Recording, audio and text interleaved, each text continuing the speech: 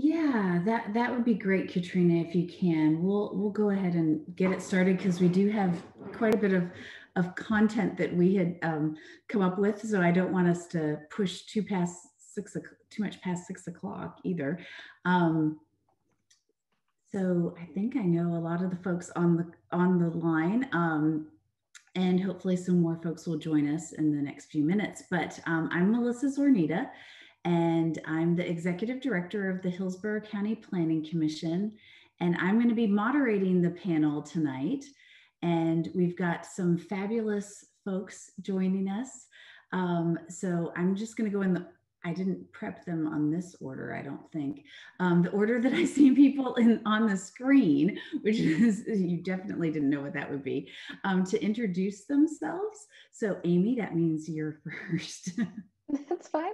Hey, how's it going? I'm Amy Elmore. I'm with Forward Pinellas. I'm the communications manager there. And I'm also the Pasco area director for the Suncoast APA. So I'm really excited to be here today. And I am working completely virtually, completely remote, except for things like board meetings and public outreach events. Cool. Great. Megan? Hi, my name is Megan Paterni. I am the HR manager with Plan Hillsborough. So I get to work with both the Planning Commission and now the TPO, which is really exciting. We are all virtual. Come after the July 4th holiday, we will be returning and to about 1 day a week and then work up to 2 days a week. So we will be going into a hybrid model. So, and I'm very excited to join all of these planners. So thank you. Great. Alicia. Hi, everyone. I'm Alicia Parinello. I'm the Suncoast Section Secretary, and I'm also the Principal Planner and Acting Planning Manager at City of Largo. And right now we are 3 days remote and 2 days in the office. Great. And Laura. Hi, everyone. I'm Laura Everett. I'm the Transit and Rail Planning Manager at VHB. I'll get it one day. Also the immediate past president for APA Florida. And at VHB, we are remote entirely right now, but starting June 1, we're kind of working our way back in the office. So excited to experience the switch. Great. Well, Katrina has put in the chat the number for the CM credits if you need that. And our plan tonight is this is fairly informal. I've come up with a bunch of questions for our panelists, and they've volunteered to answer them. If you guys have questions, please toss them in the chat. And we'll go from there. So our first question is for everyone on the panel to talk about some of the types of challenges their teams have faced during the pandemic and how they overcame them. So we're going to start with Alicia. Okay, thank you, Melissa. So I think for us at City of Largo, we are mostly doing development review, and some of the challenges that we've seen is actually the increase in workload over the period of the pandemic. It seems like development's really picked up. So that's really an exciting thing, but it also was very stressful because we were adapting to working from home, learning new technology. It all kind of was like a perfect storm. So our team became really overwhelmed really fast.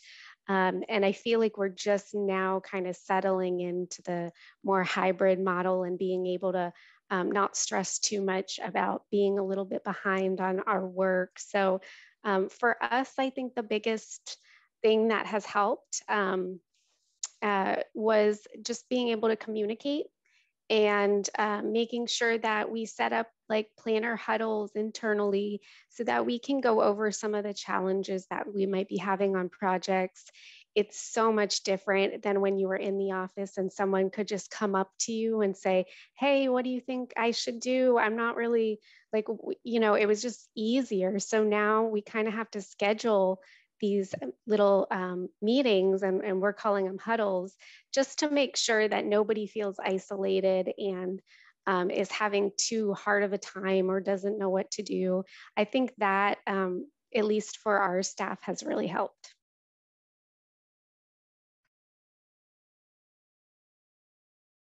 Darn it. I knew I was going to do that at some point, start talking, be muted. Like, we can't have a meeting this way and not happen. Amy, you're up next. Thanks, Melissa. Yeah, no worries. The "you're on mute" has become the new favorite thing to put on T-shirts and everything. It's just a very real part of our lives anymore. So, I think one of the challenges for me personally, I actually started about a year ago, completely virtually during the pandemic. So this whole time, for the past year, I've been all virtual. And building the relationships with a brand new team, especially as the communications and outreach manager, has been really interesting. And I thought to myself, oh, it's not going to be that difficult. I'm really good with building relationships and talking to people, but not everybody else is. So I kind of started realizing, oh, it's not just about how comfortable I am. Other people aren't as comfortable. So it kind of started to hinder things a little. And I realized that building trust virtually and building relationships virtually was going to take a lot more time than I was used to, a lot more time and patience. And I think the one thing that I've tried to do as I've built those relationships is just give people the benefit of the doubt.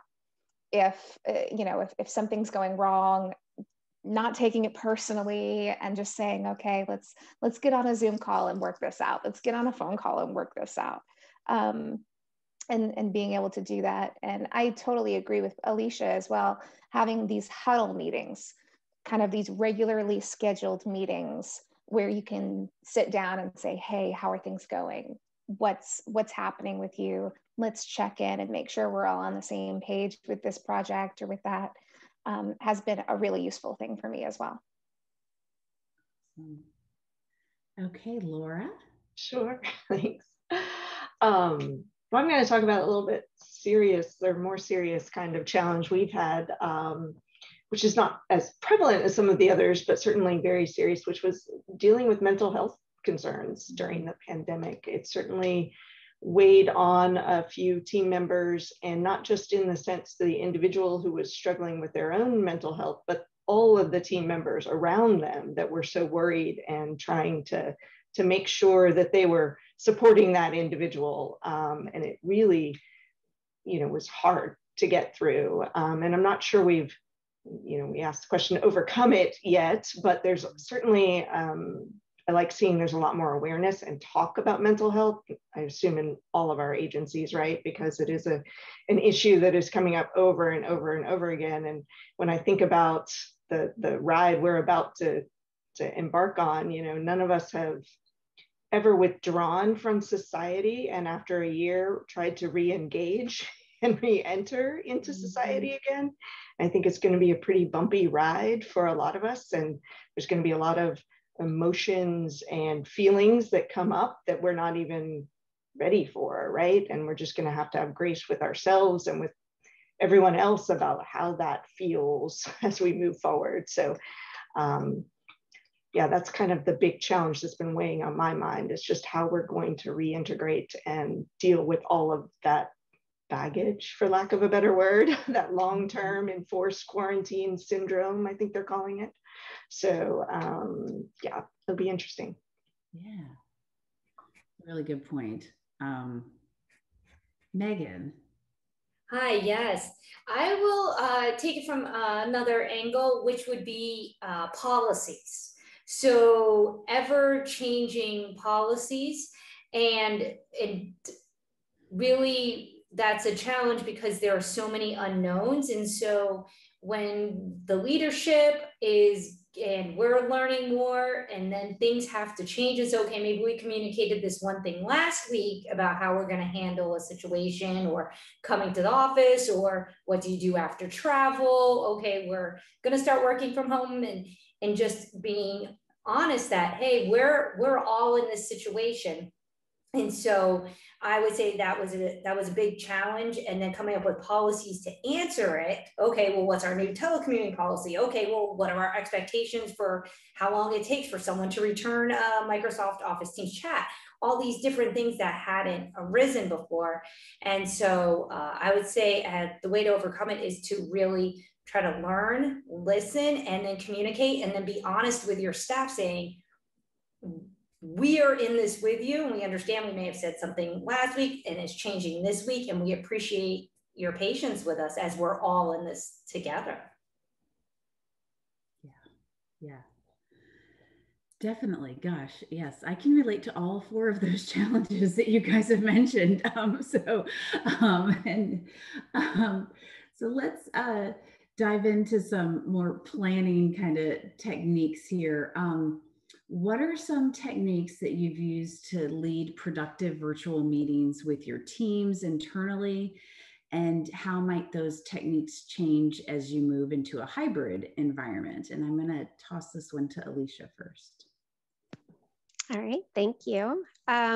So I think for me, one of the things that's really helped in leading virtual meetings is I've noticed it's a lot different than being in person, where people just generally understand like how it's formatted, what maybe the goal of the meeting. I don't know why, but when it switched to virtual, it became really important, I feel like, to open up the meeting and talk about what you want to accomplish, what are the objectives, meeting protocols, when, you know, if we need you to ask the questions as we go or after. It's almost like there's this whole different etiquette that came into play for virtual meetings that, you know, when I have like a development review committee meeting, I almost have like an elevator speech where I say, okay, feel free to ask questions as we go. The way this is formatted is we're going to go around individually and introduce ourselves. And it's almost like I have to have this game plan that I never really thought about before when it was in person. So for me, that's one thing that helps me a lot to have a more productive meeting, is better understanding with the individuals what we want to accomplish. And then also I noticed it's really critical to make sure that everyone feels included and that you ask everybody if they have questions. So like sometimes I notice 1 or 2 of the attendees haven't said anything, and maybe they're not really comfortable saying anything. So you can kind of say, hey, do you want to put it in the chat? Or, you know, if you want to follow up with me. So I've noticed there's certain techniques to kind of pull people out and feel a little bit more comfortable with having a virtual meeting. So I would imagine when we go more hybrid, which we're kind of already doing that now, but I think as we transition out of this pandemic and hopefully we still have remote work options, where I'm at, I would like to kind of keep up with the ability to have these virtual meetings and communicate this way, especially because I think it's going to be really important to keep up with technology.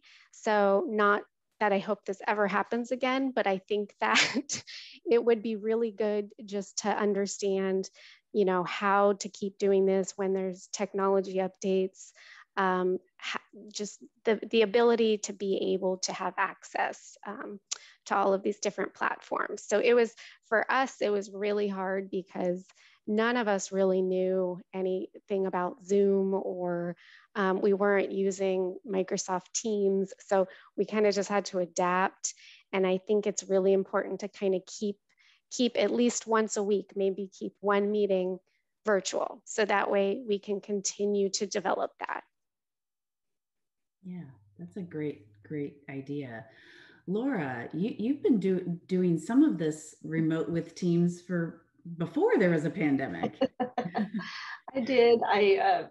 I work a lot with our Atlanta team, so I'm often the only one in a hybrid or in a virtual space, if you will, when we're just having an internal meeting on the face on the screen. So I've been doing that for a long time. And, so thinking about as we move into this hybrid environment, I do have some thoughts about just kind of the logistics of it, because it is a tricky thing to manage. I will say that before the pandemic, I would have had the camera on in the room, the conference room, but I might not have turned on my camera. And I think now that was a mistake, and I should have always had my personal camera on so they were more likely to see me and relate to me on the screen. And, part of me thinks that since this is a women in planning event, that it's important to note that I think sometimes if everyone else has their camera on and you choose not to, it can be like sitting in the back row of the conference room instead of sitting at the table, and making sure that, if you need to be off camera for your own sanity, that's a perfectly fine reason. But if you're thinking, oh, I just don't know that I want to be in the meeting, and really leaning in, if you will, I think questioning that and making sure that you're thinking about that and sitting at the table, if you will. So kind of thinking about that as we move, forward with these meetings, but just kind of the logistics things on, hybrid meetings. I think oftentimes when you are going to an in-person meeting in the office, there's a lot of, set my stuff down in the conference room and run to the restroom or get a drink of water. And the remote people are there right at the time the meeting starts, and everyone else is kind of filtering in. So especially if it's a lunchtime meeting, starting the remote folks 15 minutes late or letting them come in 5 minutes late, so they're not wasting their time waiting for everyone to get settled, or shift the culture to everyone has to be in the room ready to go, one or the other. But I think it's a great idea for folks to, if you're leading the meeting, it's hard to monitor the folks on the screen. So assigning someone in the room to make sure they're watching the folks on the screen, who's raising their hand, who's trying to jump in, but it's hard because they're virtual, and giving them that assist, if you will. Think about how folks are going to access information. Don't come to the room with a whole bunch of printouts that you didn't send to the remote folks as well. Everybody needs the same information. And then I think there's often a tendency to kind of delegate to that one individual in the office who really knows how to set up the virtual and get it all started, the computer and the microphones and all that. But really, we all need to know how to do that and make sure that isn't a burden that's falling to one person who has to come in and set it up, even if they're not in that meeting. So, thinking about those things, that we all have figured this out by now. We need to be all taking the responsibility for it. So kind of. Those are great tips. Gosh. Yeah, I know, for example, I lean on Katrina to set up the Zoom, because she knows how to do that. But Katrina's going to give me that kickback. That's great. What about engagement meetings? Community engagement meetings, outward meetings. Amy, I know you guys have been doing a lot of community engagement virtually. How's that gone? We have, and we've actually seen a pretty significant increase in our engagement levels. This past year, we had planned a Safe Streets Pinellas Summit. So that's our Vision Zero program, where we're trying to make our streets safer. We had planned an in-person summit, and unfortunately, due to the pandemic, it was canceled. So we decided that we were going to take it completely virtual. We had social media, a social media campaign. We had PSA videos from our different partners. We did an online art contest. We had trivia questions, and a lot of different elements where people could take online pledges. And we kind of had to think about, okay, are we going to just do hybrid or just do virtual, or are we also going to have options where people could print out their pledge and that sort of thing? And so we really started shifting to this idea of virtual engagement, and we noticed our numbers increase. The next event that we had was a Bike Your City. Normally we have about 100 people there, and doing a virtual Bike Your City event where people could go and bike their own city through through a scavenger hunt that they did on their own time that was open for like 2 weeks. We had over 500 people attend in the fall, and we had over 1,000 people attend in this past March. So we just noticed a lot more people wanted to get involved, but they couldn't be there at that day and at that time, and especially right now due to safety concerns. So we did realize previously, by not pushing this out in a virtual capacity, our public engaging was missing a whole section of the population that couldn't attend these in-person events we were having. By the same token, now we're starting to go, hey, it can't just be virtual. We've got to get back out there. We do have communities who don't have internet. We do have kids and families who don't have a computer, and they need a voice too. So we've got to balance this out. So I do feel like, to Alicia and Laura's point, with these hybrid meetings and everything, like it's here to stay. I think this hybrid option is here to stay. And that's a good thing. That means we get to reach more people. So as a communications professional, I'm excited about that. Those are some great ideas. In the virtual setting, the art contest is very cool. I like that. And the scavenger hunt, both great ideas. Alicia, do you have some experience with some community engagement meetings in the virtual? Sure. So we do, right now, we're actually doing our neighborhood information meetings are 100% virtual, and our development review committee meetings are virtual. But what's interesting is, like Amy said, it is almost reaching people that normally wouldn't have attended because they didn't want to commute to our location, or they, the time didn't work for them, or for some reason. So there's almost an advantage to having that virtual option. For me, I know that a few of the techniques that work best is really opening up meetings for discussion rather than just having a lecture and then, okay, goodbye, thank you. So really just having that discussion be built into the meeting, and making sure that, like, again, that I call on people if they haven't said anything. Maybe they want to, but it's just, they didn't know when was appropriate. So also making sure that I remind everyone about the chat box, and providing, if we're having a presentation on something, being able to do a live poll or have visuals available in front of them that they can look at. I also think that just asking questions, kind of pausing. Sometimes I tend to just like blow through a discussion.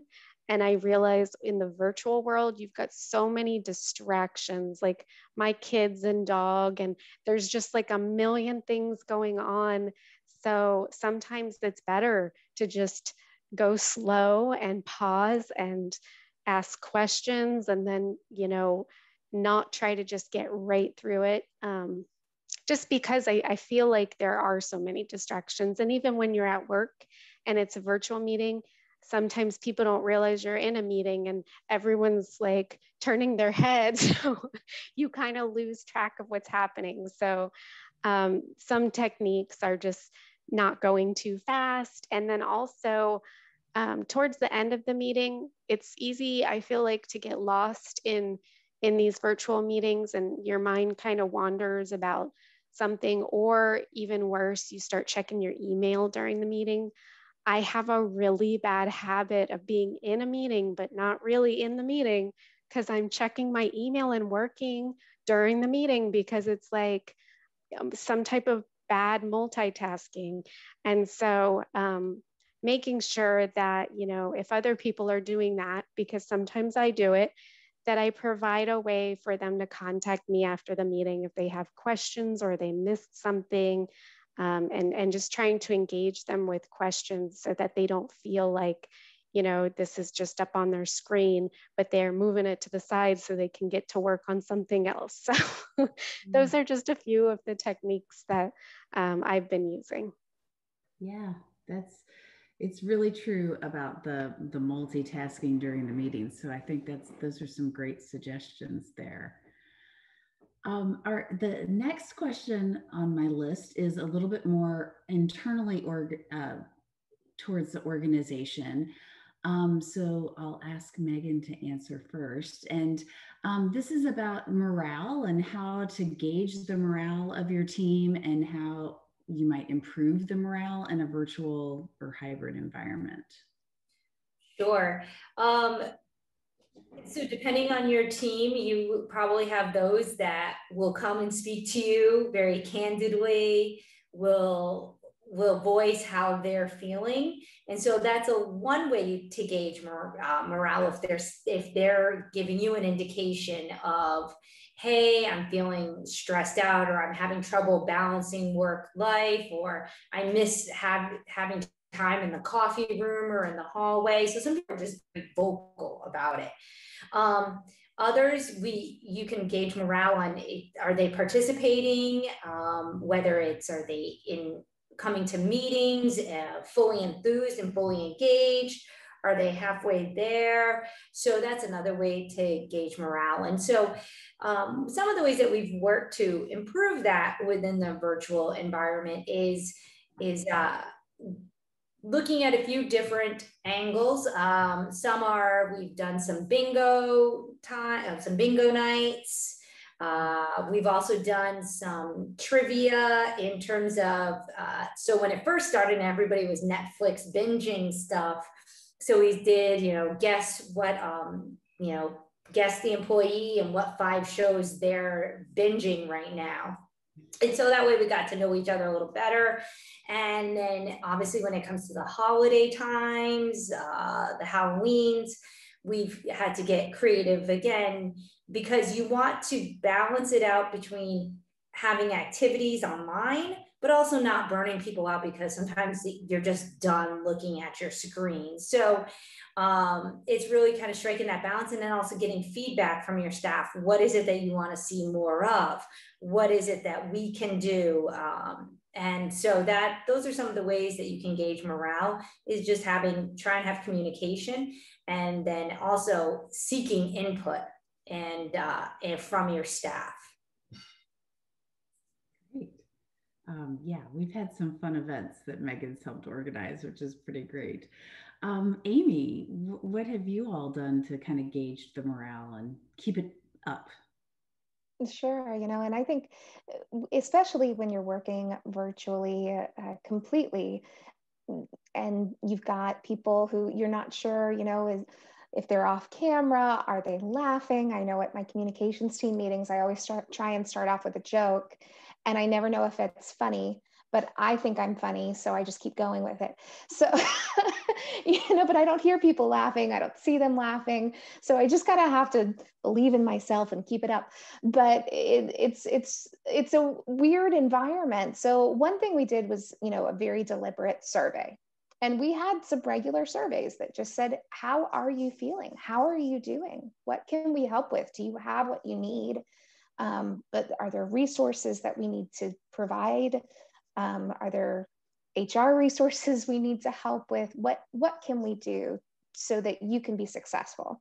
And I think that was a very useful thing for our team, to have kind of those regular check-in surveys, so that maybe somebody who doesn't normally speak up in a meeting, or you don't have one-on-ones with all the time, can have a voice and let you know really how they're doing.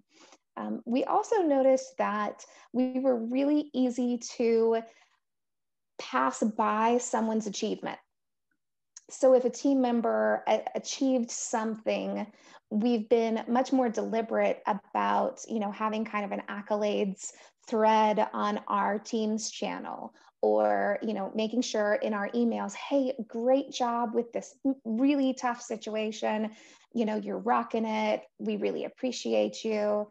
A great example, we had a brand new website we did a brand new website this past year, and our admin staff had to learn and change a completely new style of editing the website. And that's just not something that everybody else on the team sees. because it's a back end thing. They've always done it. They're still doing it. What's the big deal? But on the back end, they had to spend hours learning how to navigate this new website.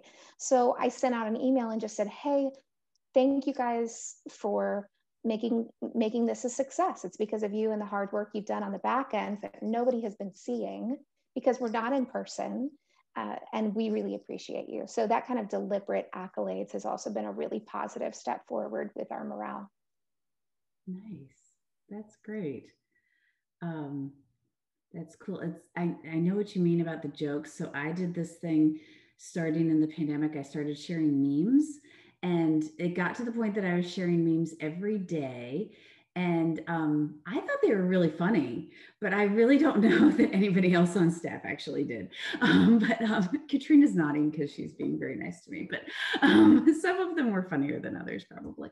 Anyway, it's hard to know because you can't see people's reactions. Yeah, exactly. All right, Laura, I'm gonna fold into your question on management and leadership Katrina's question from the chat about how different staff might be doing well with the virtual and others might not be. So the original question was, what management or leadership approaches have you changed since the pandemic and why? But if you can maybe tie in the question about staff, that'd be great. Yeah, I saw Katrina's question. I thought that was really interesting. Something I hadn't really thought about. But my first reaction is that, yeah, there was a little bit of a shift where the folks who were good at technology, who were generally closer to the time they were in school in their careers than those who were further from their time in school,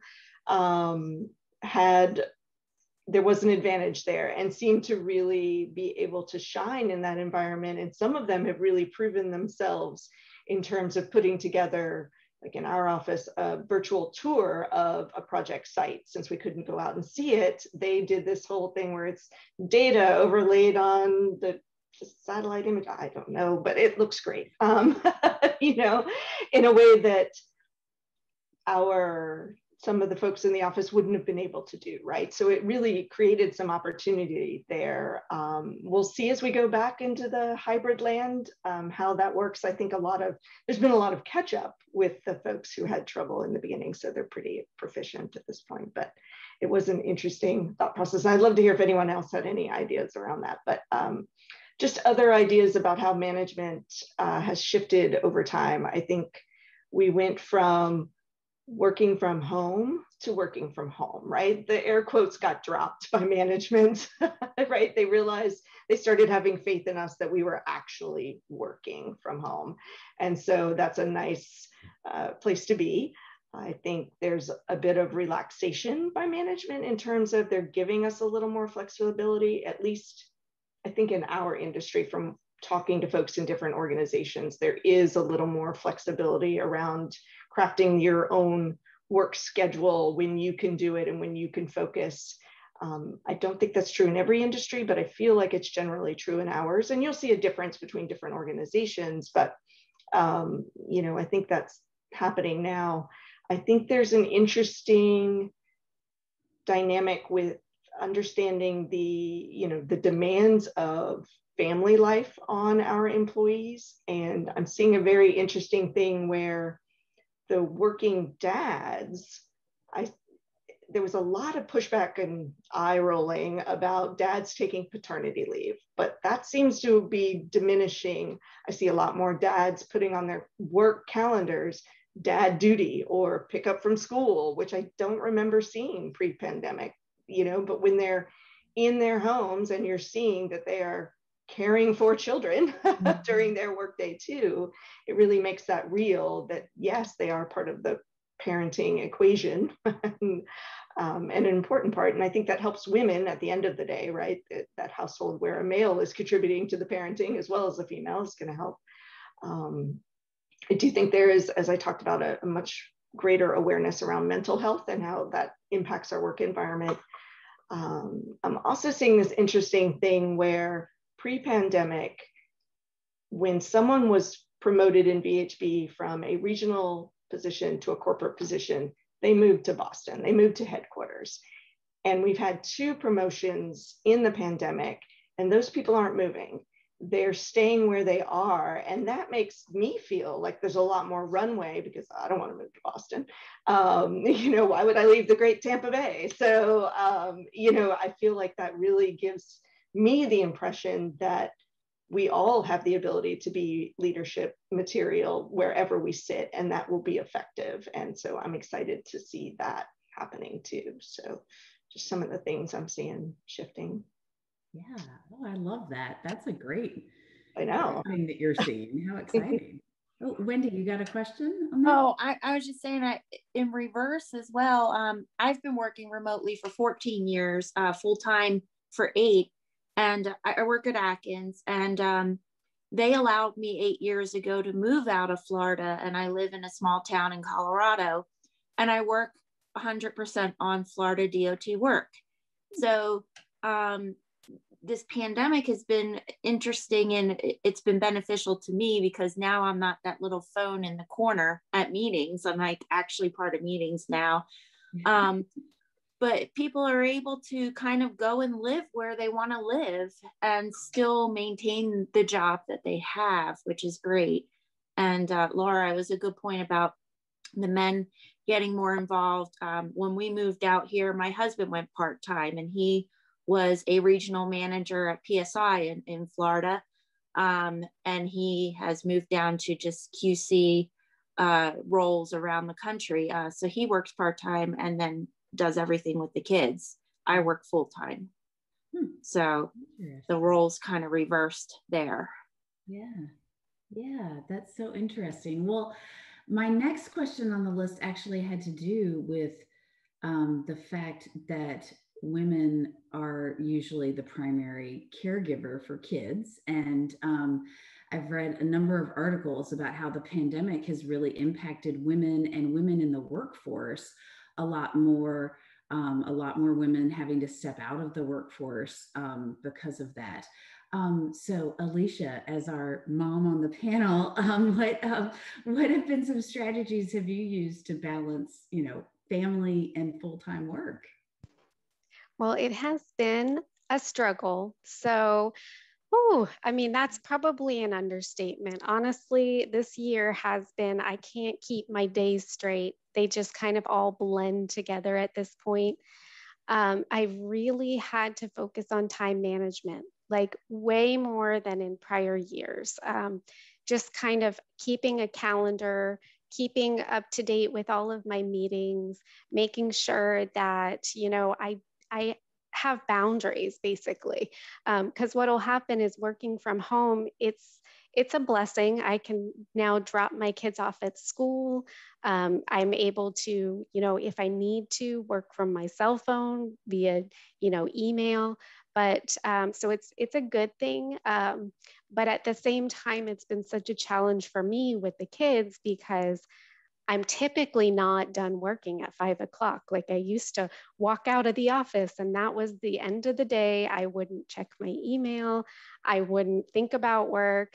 And it has kind of all blended into my home life. And so I have to be really careful, like weekends with the kids. I consciously tell myself, don't look at your email. Do not look at your email. The work is still going to be there on Monday.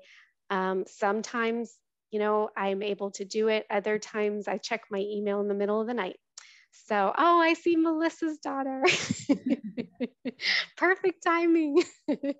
So it's one of those things where I have to really establish boundaries and now I kind of work a little bit later because it's been really busy at work, but I do try to shut my laptop and walk away, and that's the end of the day, because if I don't do that, I will just continue and sit here and never be caught up really. But I feel better, but I'm never really caught up, and it kind of eats into your time with your kids or your family or your pets.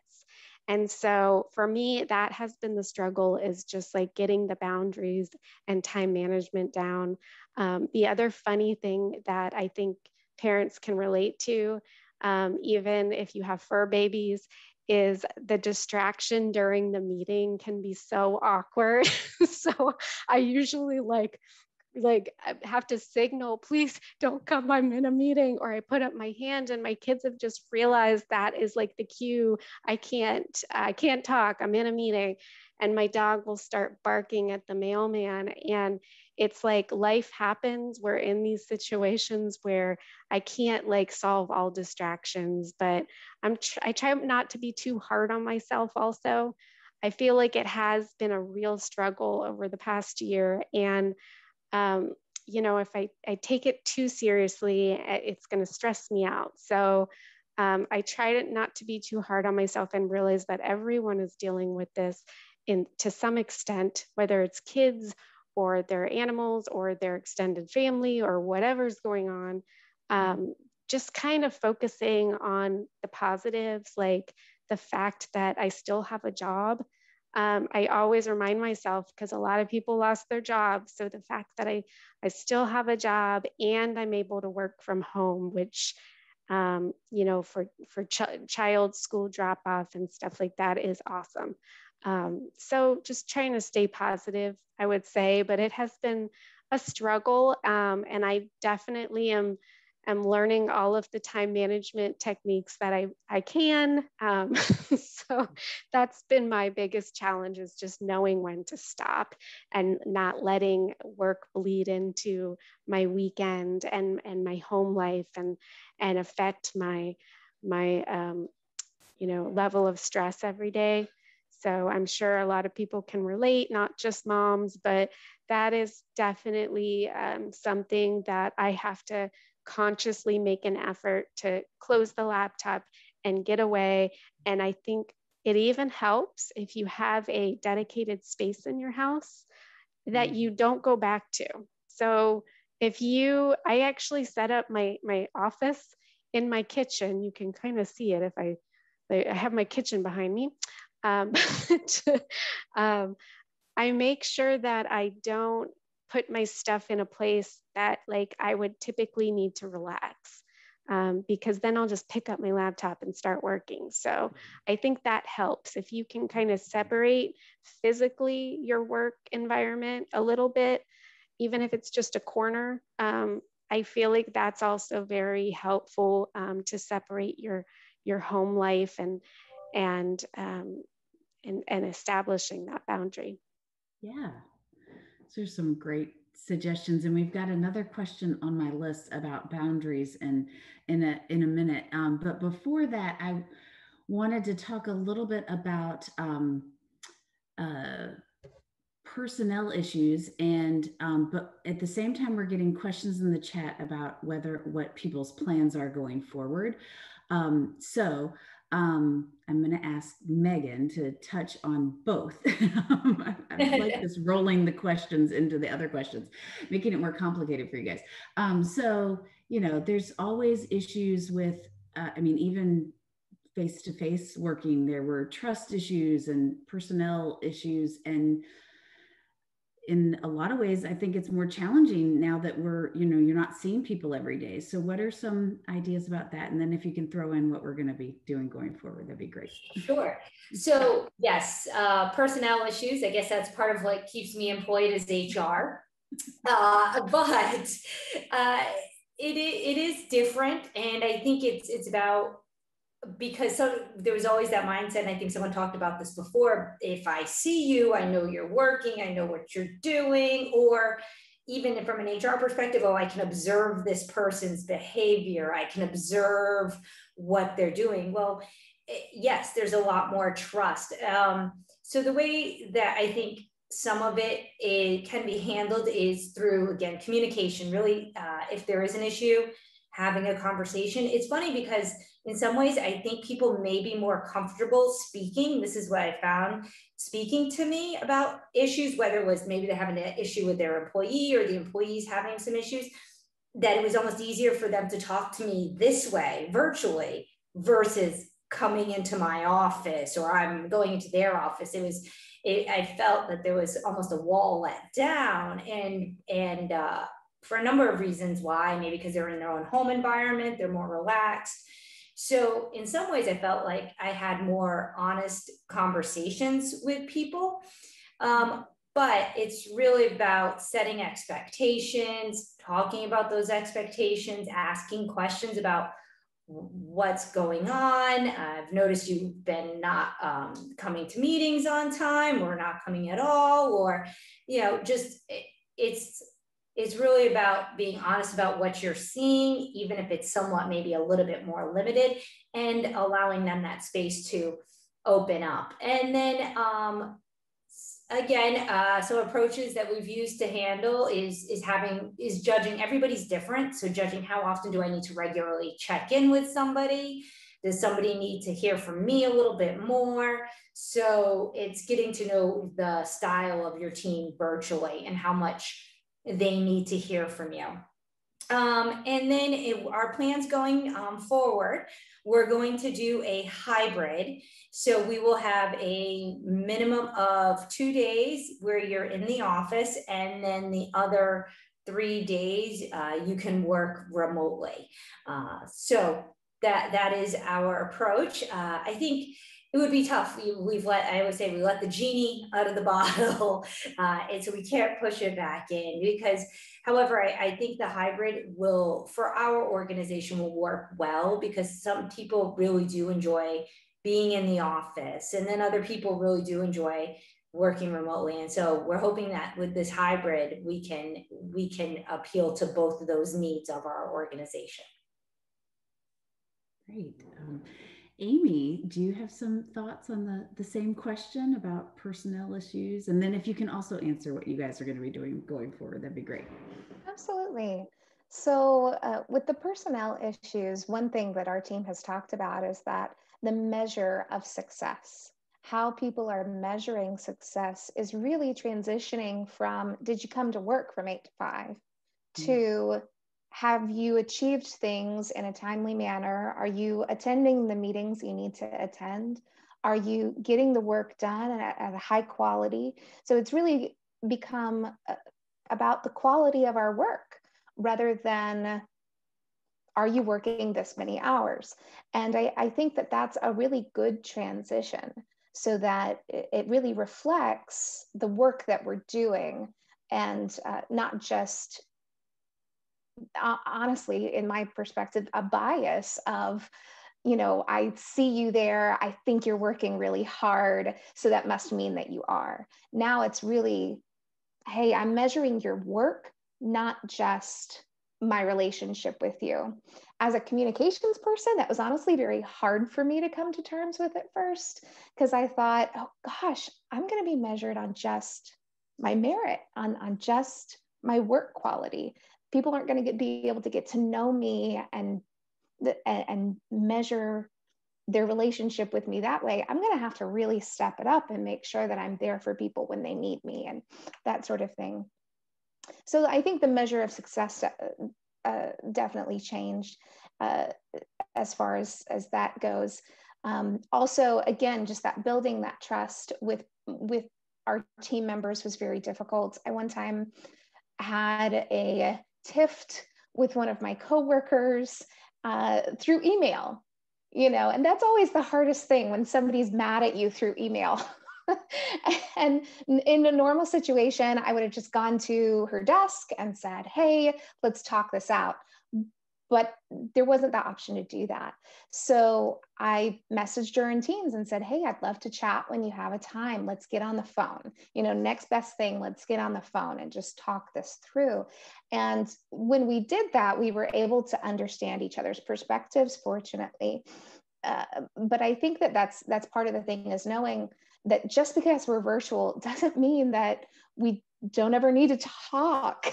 That we can just email everything.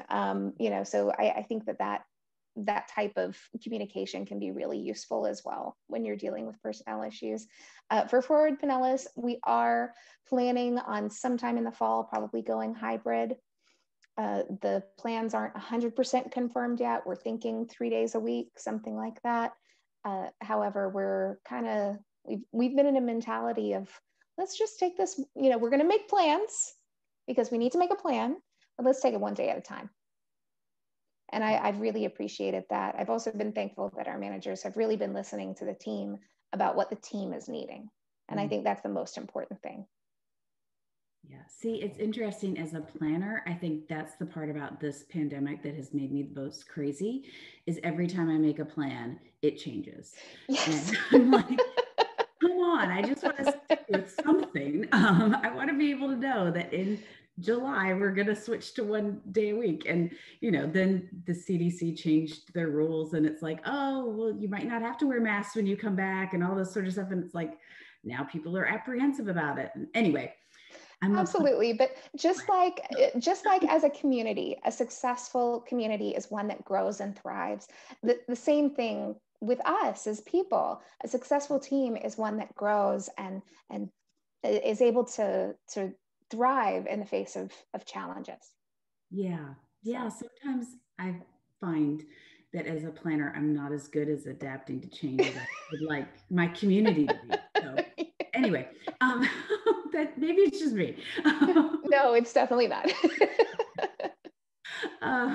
So I think we saw in the chat that Laura thinks that VHB will probably always have the flexibility to do work from home. Alicia, is Largo planning to stay virtual or hybrid? Yes, so we are, we actually already adopted flexible schedules and also remote days. So moving forward, we're still, even after the pandemic right now, we're 3 days remote and 2 days in office, at least the planning division is. And I think it's going to stay that, if not maybe 2 days remote and 3 days in office, but something very close to that moving forward. We just realized, it's good for everybody to, have the ability to use this technology and kind of stay in this technology so that we don't lose that. But we are also looking to be hybrid permanently. Cool. Great. All right, so I've got 2 round robin questions for our panel. And then we'll try to get you out of here by 6 o'clock, or you can stay and chat with us, whatever you want to do. So the first one, I'll start with Megan. What are some techniques you've used to maintain work-life balance during this time? Sure. I think Alicia hit on a few of them. I had to adapt about where I was going to sit, where was the most conducive place. So I tried a few different areas throughout my house, but it is about setting up that area that is dedicated to work. And then on the weekends, I clean it all up so you would never even know that work existed. Or that work area existed. I cleaned that all up. Another thing that I noticed that was happening was that at the end of the day, I was still thinking a lot about work. So I started just doing a mind dump.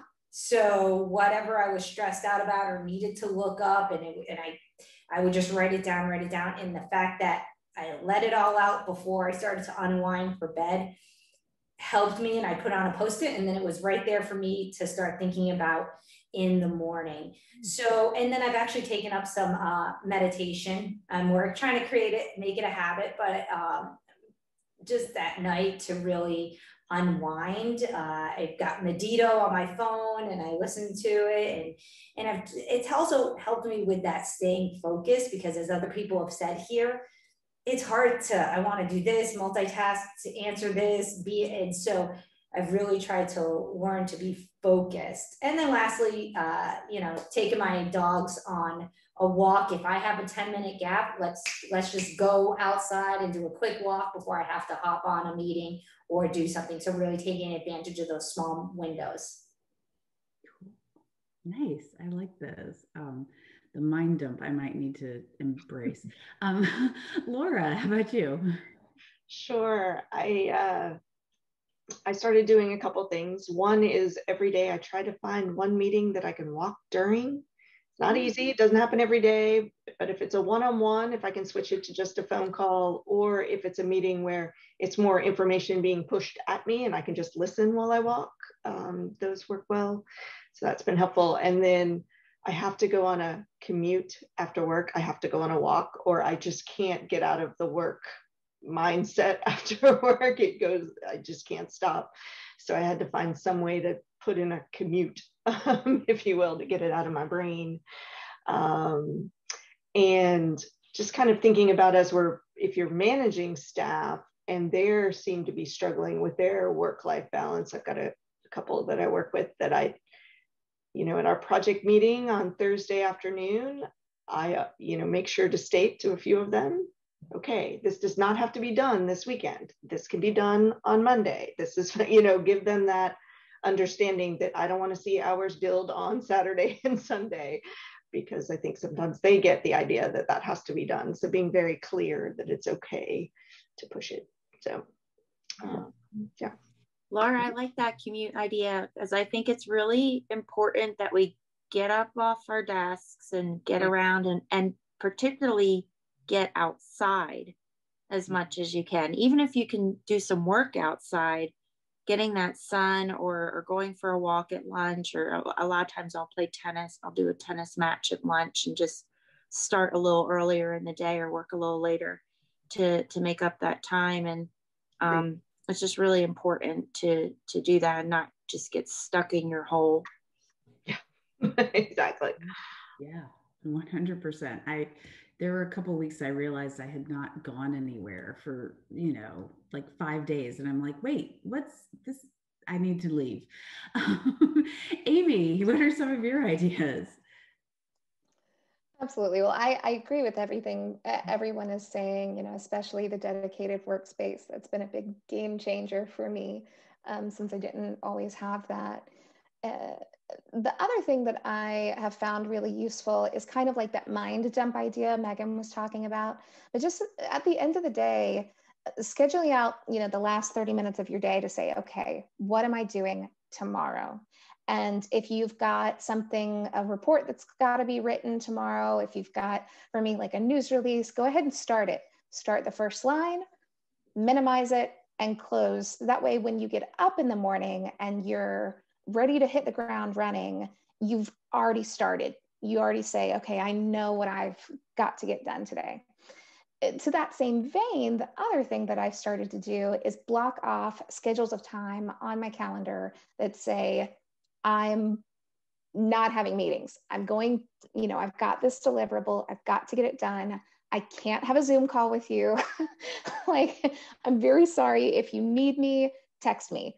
Otherwise, I'm not going to check my emails. I'm going to get this done. So that dedicated time has become a part of my schedules now, just because that Zoom fatigue is so real. Mm-hmm. Yeah. Alicia, how about you? Well, I think Amy hit the nail on the head. I feel the same way about blocking off time right now, because here's the thing. If I'm just sitting here, I will literally go all day until like 6 o'clock and not even have gotten out of my chair. And I don't even know how that's possible. It's probably so bad for you health-wise, but I have gone like whole days where I never even got up. And I'm like, I skipped my lunch. It's almost like you get so sucked in, and being at home, it's like a different thing where you're not walking around, you don't, go to talk to people. So I think like blocking off time, even if it's just mental health time where you can just focus on something or call somebody back or just walk out the door and get fresh air. I 100% agree with everybody's ideas. And I am going to do the mind dump technique Megan suggested. I love that, because I will wake up sometimes at 3 a.m. thinking about work. And I'm like, why am I doing this to myself? And then I make it worse, because I'll actually, now that I have the technology to check my email on the phone, I'm like, oh, well, I'll just see what I have to do. And then I get into this, why am I up in the middle of the night looking at my emails?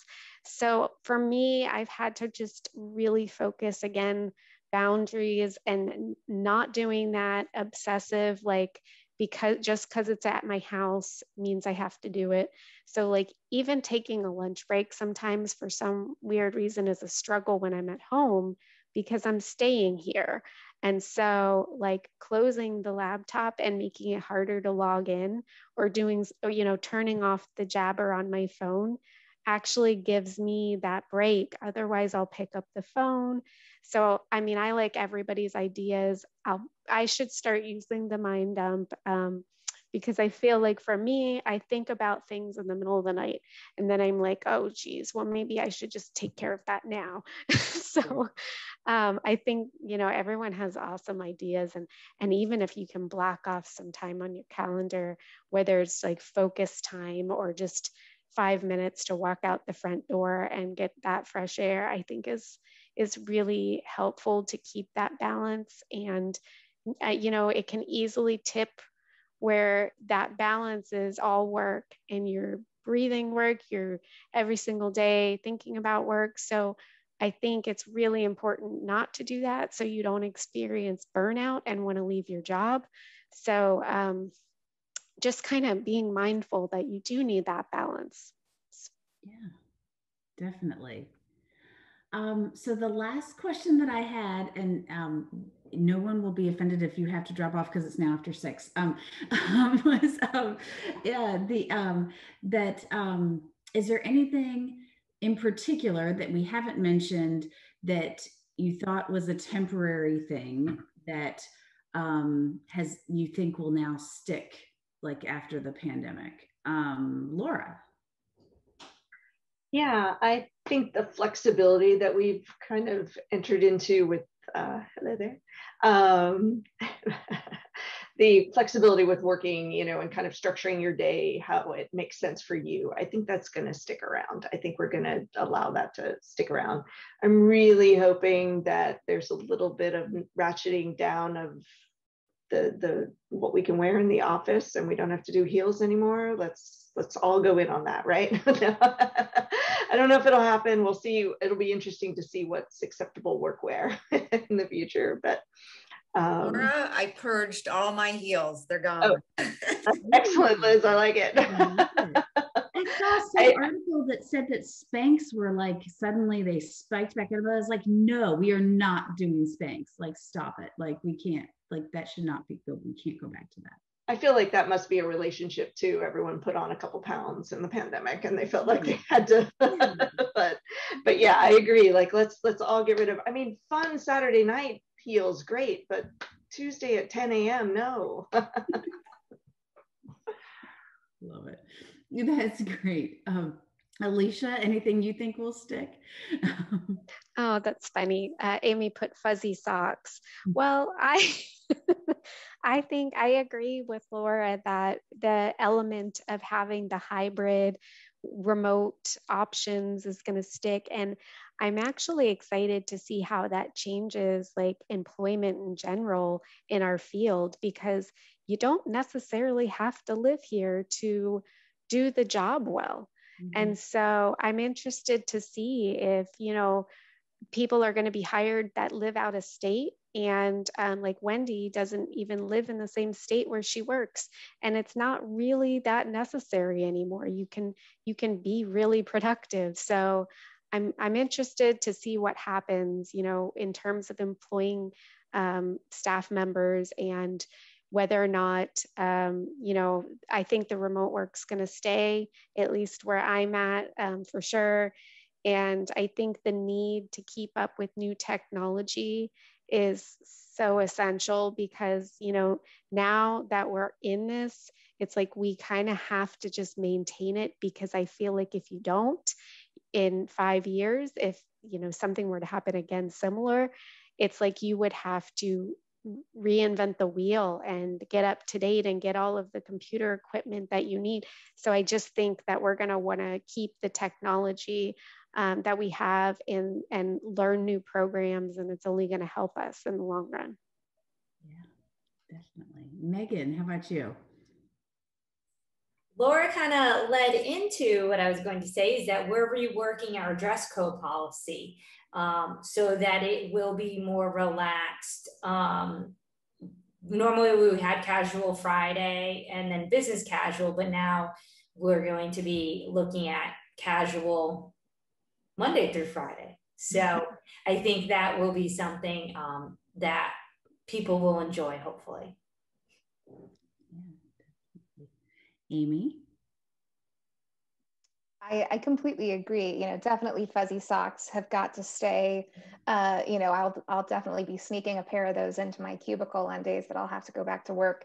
But I think that from a public engagement standpoint, that virtual option is just a bit of a silver lining that we learned is such an important aspect that we were missing before the pandemic. So I think that from that perspective, it will definitely stay. And also the flexibility for our fur babies, for our kids, for our families, that's going to have to stay. We've all changed these dynamics. And as we've changed to virtual options, so have our families.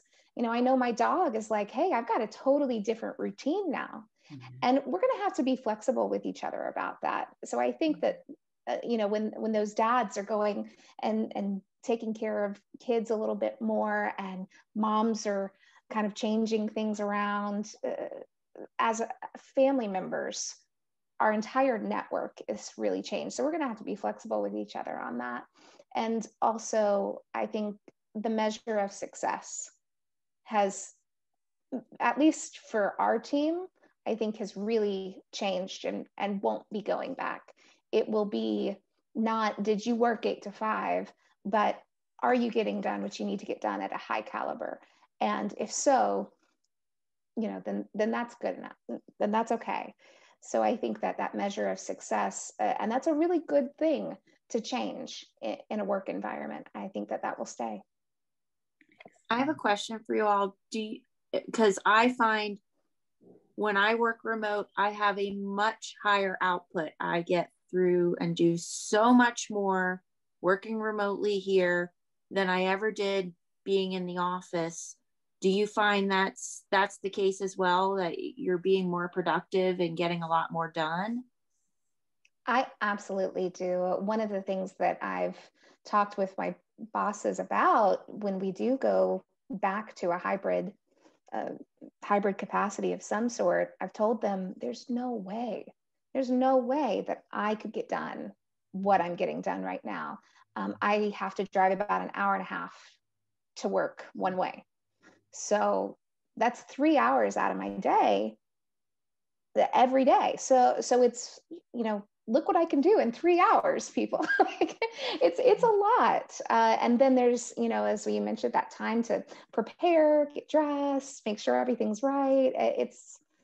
I definitely feel much more productive. And we've seen the whole team has seen higher productivity rates. There is some increase in productivity, although I think there's a little bit, sometimes you miss some things where I think if you were just in the office, you'd overhear, or you would, like learn from others because you're in the same space with them, that we miss out a little bit. Like,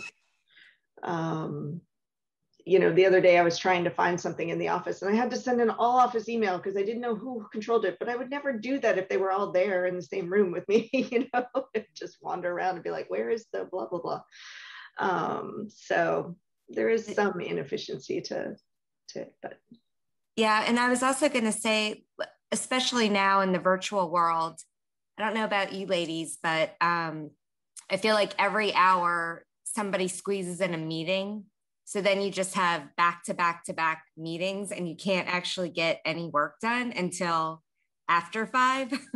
So yes, I'm productive in some ways, or more productive, but then sometimes my days are overtaken by meetings.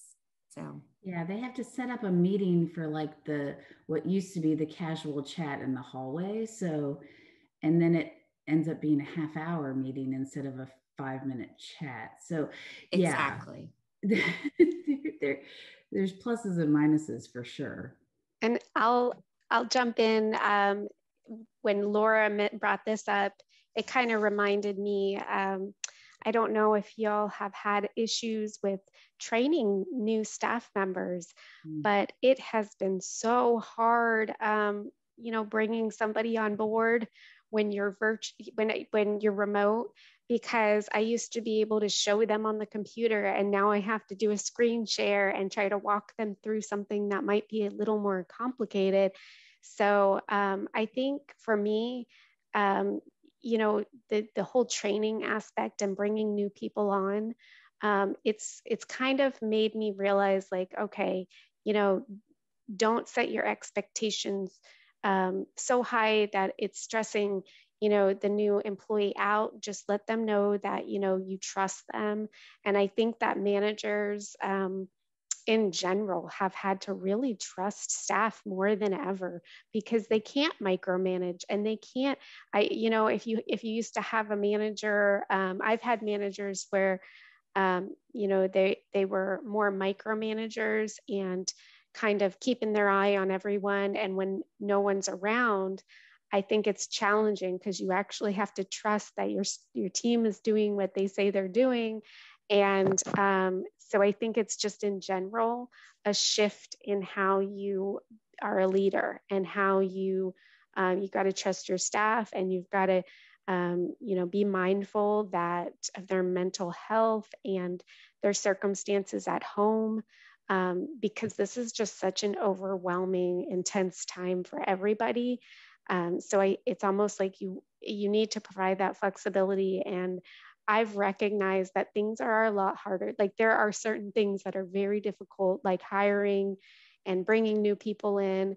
But once you kind of get the rhythm, I feel like it works itself out, and you can come up with a process that works for you and that person. And we've made it work. But yeah, there's definitely some difficult pieces to being only remote. And I found that, like, new staff members, it's really hard, because you don't form that bond in person. And so you're just communicating, you know, virtually, and it just gets very clunky. So that is one struggle that I had. Well, I do find there's a difference between the public and private sector remotely as well. In that private sector, we do have to be chargeable, preferably 100%. So we have to show that. So it keeps people in check, because you have to get your work done, and it has to be chargeable. And then also I do find, you know, I know some of you have mentioned scheduling things on your schedule so other people don't do meetings, but at the same time, you have to be available. That client wants a meeting, you got to fill in your day with those meetings, because you have to be there for them and ready to go. So that can complicate things sometimes. Mm-hmm. Well, I want to be respectful of everyone's time, because we all need to have boundaries in our virtual environment and not be looking at screens all day.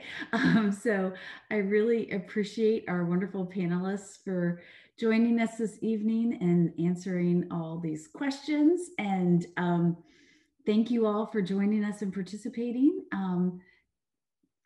With that, we'll sign off for the evening. So thank you, guys. Thank you. Thank you all. Take care. Thank you. Bye.